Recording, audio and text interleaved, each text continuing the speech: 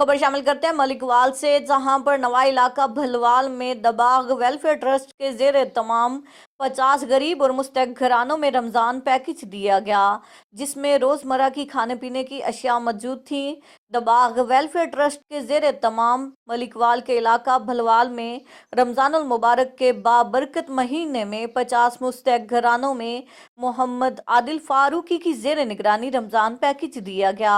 Ramzan package में आटा, घी, दालें, साबुन, चावल, चाय, मशरूबात समेत खाने पीने की अशिया दी गईं।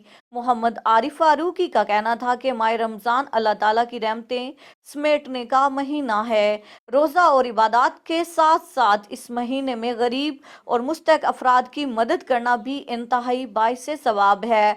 अल्लाह ताला के बंदों से मोहब्बत करने से रिज़्क में इजाफा होता है। लोगों का कहना था कि दबाग वेलफेयर के सरबरा हजरत शेख अहमद दबाग के ममनून हैं, जो हमेशा गरीब लोगों का ख्याल रखते हैं। इससे पहले भी दबाग वेलफेयर ट्रस्ट के जेर तमाम सर्दियों में मुस्तहक लोगों में गर्म चादरें, कंबल, रज़ाइयाँ तकसीम की गईं और एक रोज़ा फ्री आई कैंप भी लगाया गया था, जिससे सैकड़ों लोग मुस्तफीद हुए थे।